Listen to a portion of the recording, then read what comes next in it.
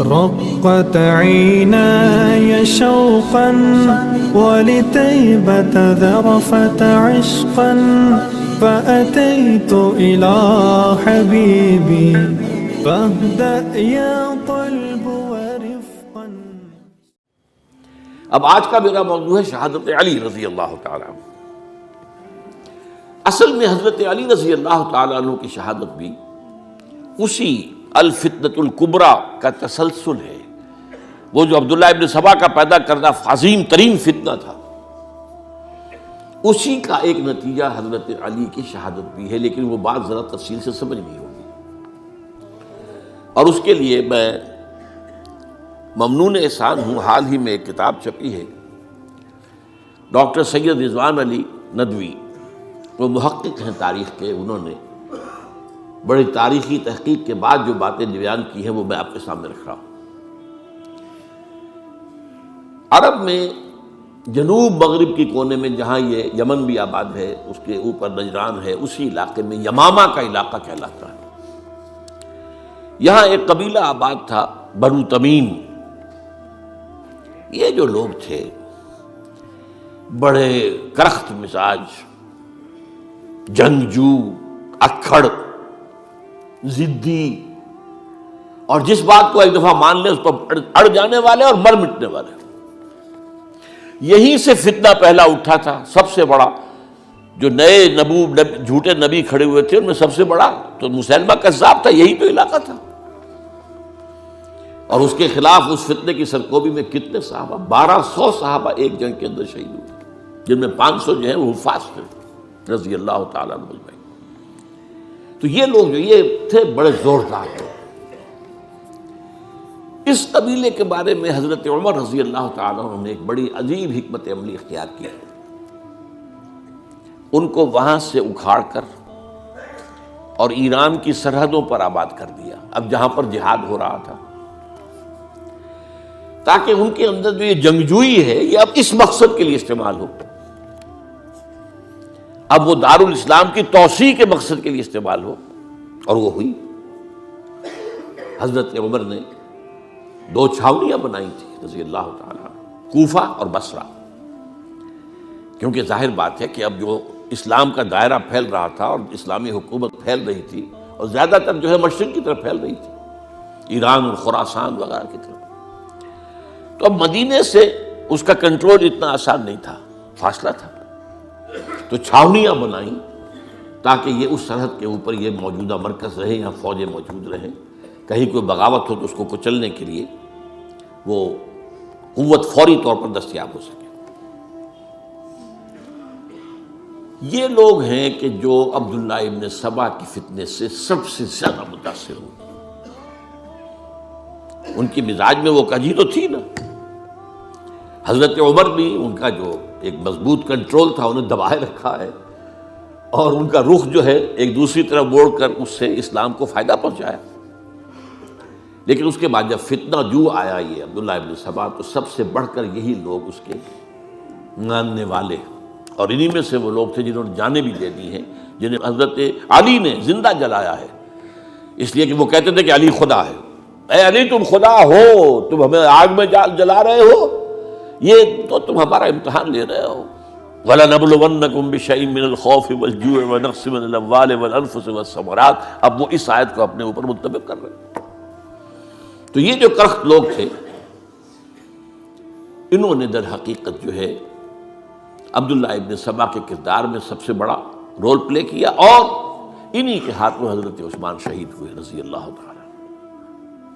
اور اس کے بعد انہوں نے حضرت علی رضی اللہ تعالیٰ عنہ کو اپنے گھیرے میں لے لیا، کیونکہ انہی کی کثیر تعداد موجود تھی مدینے میں جب حضرت عثمان شہید ہوئے. اس کے بعد اب ظاہر بات ہے کہ کوئی نہ کوئی تو خلیفہ ہونا چاہیے تھا. حضرت طلحہ سے کہا گیا، انہوں نے معذرت کر لی. حضرت زبیر سے کہا گیا، انہوں نے معذرت کر لی. اب ظاہر بات ہے کہ حضرت علی آخر امت کو چھوڑا تو نہیں جا سکتا تھا بغیر امام کے. انہوں نے قبول کر لی، اگرچہ حضرت حسن روکتے رہے کہ ابا جان یہ ان لوگوں کی بیعت جو ہے آپ قبول نہ کیجیے. حضرت حسن تو ان میں سے ہے جو حضرت عثمان کے دروازے پر کھڑے تھے پہرے دار کی حیثیت سے، حسن اور حسین رضی اللہ تعالیٰ عنہ. انہیں تو معلوم تھا فتنہ وجوہ کون لوگ ہیں۔ اس کے بعد حضرت علی رضی اللہ تعالیٰ عنہ نے اسی حکمت سے، جس حکمت کے تحت حضرت عمر نے یہ چھاونیاں آباد کی تھی، دارالخلافہ بھی مدینے سے کوفہ منتقل کر دیا تاکہ پورے عالم اسلام کو کنٹرول کیا جا سکے اس مرکز کے ساتھ۔ اس کا نتیجہ یہ نکلا کہ اب گویا کہ حضرت علی کے گرد ان لوگوں کا گھیراؤ مکمل، کوفے میں یہی تو آباد تھے، کوفی یہی تو تھے، حضرت عمر نے انہیں لا کے یہاں آباد کیا تھا۔ جب حضرت علی نے کوفے کو اپنا دارالخلافہ قرار دیا تو گویا کہ ان کا پھر عمل دخل بہت بڑھ گیا۔ ایک طریقے سے یہ کہا جا سکتا ہے کہ انہوں نے اب حضرت علی رضی اللہ تعالیٰ عنہ کو اپنے محاصرے میں لے لیا۔ چنانچہ جنگ جمل کے موقع پر یہ ہوا ہے کہ صلح ہو گئی تھی، حضرت عائشہ رضی اللہ تعالیٰ عنہ کے جو نمائندے تھے اور ادھر سے حضرت علی، صلح ہو گئی تھی، طے ہو گیا تھا کہ ہاں قاتلین عثمان کو جو ہے ان کو سزا دی جائے گی، قصاص لیا جائے گا حضرت عثمان کی قتل کا۔ لیکن ان لوگوں نے 10,000 آدمی کھڑے ہو گئے کوفے کے اندر، ہم سب قاتل ہیں عثمان کے، لوگ قصاص ہم سے اگر لے سکتے ہو، جس کے نتیجے میں اور انہوں نے جنگ شروع کر دی۔ اور جب جنگ شروع ہو جائے تو پھر اس کے بعد تو کوئی نہیں دیکھ سکتا کیوں شروع ہوئی، کیسے شروع ہوئی، کس نے شروع کی۔ اب تو یا مارو یا مرو، دو ہی باتیں ہوتی۔ 10,000 مسلمان ایک رات میں شہید ہوئے جنگ جمل میں۔ اب اس کے بعد حضرت علی رضی اللہ تعالیٰ عنہ کی خلافت جو ہے حضرت امیر معاویہ نے ماننے سے انکار کر دیا۔ جب تک قاتلین عثمان کو سزا نہیں دیتے ہم بیعت نہیں کریں گے۔ یہ نہیں کہ دعویٰ کیا ہو کہ میں خلافت کا حقدار ہوں، یہ نہیں، لیکن یہ کہ آپ کو ان کو سزا دینی چاہیے۔ اب یہ تھا وہ مخمصہ جس میں حضرت علی رضی اللہ تعالیٰ عنہ وہ فرماتے تھے تم میرا ساتھ دو تو میں ان قاتلین عثمان سے سزا جو ہے ان کو سزا دے سکتا۔ ادھر انہیں پتا تھا کہ میں سرنڈر کرتا ہوں تو مجھے علی تک تو پہنچنے کوئی نہیں دے گا، راستے میں ختم کر دیں گے رضی اللہ تعالیٰ عنہ۔ تو یہ پیچ تھا ایک جو ایسا پڑا ہے۔ اب اس میں جب حضرت معاویہ اور حضرت علی کے مابین فیصلہ کن جنگ ہوئی، جنگ صفین جسے کہتے ہیں، جس میں 70,000 مسلمان ایک دوسرے کی تلواروں، تیروں، نیزوں سے قتل ہوئے۔ اس موقع پر حضرت معاویہ کی طرف سے ایک آفر آئی، قرآن مجید کو نیزے پر اٹھا کر لوگوں نے کہا کہ یہ خون ریزی بند کر دو، ہم قرآن کا فیصلہ ماننے کو تیار ہیں۔ حضرت علی دیکھ رہے تھے کہ یہ اصل میں میری فتح کو شکست سے بدلنے کا پروگرام ہے، تقریباً فتح میری ہو چکی ہے، لیکن یہ جو طبقہ تھا یہ انہوں نے کہا نہیں بڑی ٹھیک بات کہہ رہے ہیں، وہ مانیے ان کی بات، جنگ بند کی۔ انہوں نے ہی یہی لوگ تھے جنہوں نے مجبور کیا حضرت علی کو کہ وہ تحکیم پر رضامند ہو جائے۔ اس کے بعد تحکیم میں جو معاملہ ہوا، حضرت علی حضرت عبداللہ ابن عباس کو اپنی طرف سے حکم بنانا چاہتے تھے، یہ اڑ گئے نہیں۔ یہ اڑ جانے والے لوگ، اور یہی اصل قوت تھے، وہاں ساری طاقت تو انہی کی تھی۔ تو انہوں نے ابو موسیٰ اشعری کو اپنی طرف سے مقرر، وہ بہت نرم خو آدمی تھے، انہیں بناؤ۔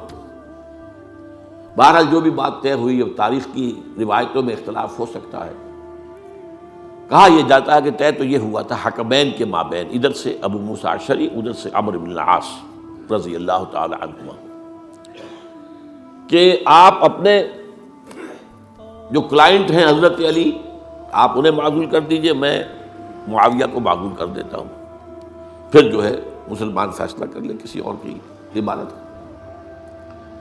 انہوں نے کھڑے ہو کے کہہ دیا میں علی کو معزول کرتا ہوں، اور عمرو بن العاص نے کہا کہ میں معاویہ کو قائم کرتا ہوں۔ اب یہ ہے روایت، واللہ عالم اس میں کتنا سچ ہے کتنا جھوٹ ہے، میں کوئی مورخ نہیں ہوں، میں کوئی تاریخ کا محقق نہیں ہوں۔ اس کے بعد جو ہے اب یہ لوگ انہوں نے کہا کہ مانیے تحکیم کو، اور جب انہوں نے حضرت علی نے اس تحکیم کے فیصلے کو ماننے سے انکار کیا تو باغی ہو گئے، حضرت علی کو کافر قرار دیا، اور جا کر ایک جگہ پر حرورہ ایک جگہ تھی وہاں پر جا کے جمع ہو گئے، جتھا بندی کی، بہت بڑی طاقت پر وہاں کر۔ انہوں نے طے کیا کہ علی بھی کافر ہو گیا، معاویہ بھی کافر ہو گیا، عمرو بن العاص بھی کافر ہو گئے، سب کافر ہیں۔ حضرت علی کی طرف سے ایک گئے سفیر ان سے بات کرنے کے لیے، تو انہوں نے کہا تم ہی نے تو کہا تھا کہ تحکیم کو تسلیم کرو، کہ ہاں ہم نے گناہ کیا تھا، کفر کیا تھا، ہم توبہ کی ہم نے، اگر علی بھی مان لے کہ میں نے مان کر کفر کیا تھا اب میں توبہ کرتا ہوں تو ہم ان کی بات مان لیں گے۔ اب حضرت علی اس طرح کا جھوٹ کیسے بولتے ہیں؟ انہوں نے تو کوئی کفر نہیں کیا تھا۔ بہرحال انہوں نے پھر بھی نرمی برتی کہ دیکھو اگر تم کوئی خونریزی نہیں کرو گے، فساد نہیں مچاؤ گے تو میں تمہیں کچھ نہیں کہوں گا، لیکن وہ اپنی ان شرارتوں سے بعد نہیں آئے۔ تو پھر تیسری جو بڑی جنگ ہوئی ہے ان جنگوں میں، جنگ نہروان کہلاتی ہے، حضرت علی کی جنگ خوارج کے ساتھ، جس میں 4000 خارجی جو ہیں وہ ختم ہوئے۔ اور یہ بات اب آپ نوٹ کر لیجئے کہ یہ لوگ جیسا کہ اکھڑ بھی تھے لیکن اپنی بات پر ڈٹ جانے والے تھے، لیکن ساتھ ہی دیندار بھی تھے، نمازی اور روزہ دار بھی تھے۔ یہ اس طرح کے لوگ نہیں تھے کہ جو فاسق اور فاجر ہو، بس یہ مزاج کا ایک ہے، جو بات دل میں بیٹھ گئی اڑ گئے۔ تو یہ اصل میں انہوں نے پھر فیصلہ کیا کہ اور تو ہمارے بس میں اب کچھ نہیں ہے، ان تینوں کو قتل کر دیا جائے، علی کو بھی اور معاویہ کو بھی اور عمرو بن العاص کو بھی۔ تو ایک جگہ ان کی سازش ہوئی، 3 آدمی معین ہو گئے، ایک ہی وقت کا طے فیصلہ ہو گیا، فلاں تاریخ کو فجر کے وقت تم جاؤ، وہ تم کوفے کی جامع مسجد میں، جب علی نماز جماعت کرا رہے ہو خنجر مارو انہیں۔ اور یہ اس کا نام ابن ملجم تھا، خارجی، یہ وہی لوگ بنو تمیم کے لوگ۔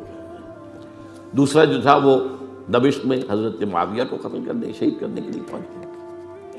تیسرا مصر پہنچ گیا حضرت عمرو بن العاص کو۔ اب یہ بات اللہ کی طرف سے ہے، یہ تو اس کی مشیت ہے، اس کا فیصلہ ہے۔ حضرت علی پر وار کارگر ہوا، اب شہید ہو گئے۔ حضرت معاویہ پر وہ وار ذرا اوچھا پڑا، زخمی تو ہوئے لیکن آپ کی جان بچ گئی۔ عمرو بن العاص اس روز مسجد میں کسی معذوری کی وجہ سے، عذر کی وجہ سے فجر میں آئی نہیں سکی، لہذا حضرت علی کی شہادت ہو گئی۔ اب یہ ہے اصل پس منظر، کن لوگوں نے کیا شہید، اصل میں وہ سمجھ لینے کی بات ہے۔ یہ خوارج نے شہید کیا، لیکن خوارج کا فتنہ سبائی فتنے ہی کا آف شوٹ ہے، اسی کے ذیل میں ہے، اسی کی ایک شاخ ہے، اسی کا ایک نتیجہ ہے۔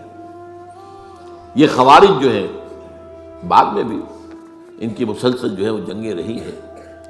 بہرحال اس صورتحال کو یہ سمجھ لیجئے کہ یہ خلفائے ثلاثہ رضی اللہ تعالی عنہ، حضرت عمر شہید، عثمان شہید، علی شہید۔ عجیب بات ہے کہ تینوں کا نام عین سے شروع ہوتا ہے، عمر عین سے، عثمان عین سے، علی عین سے، تینوں شہید ہوئے ہیں۔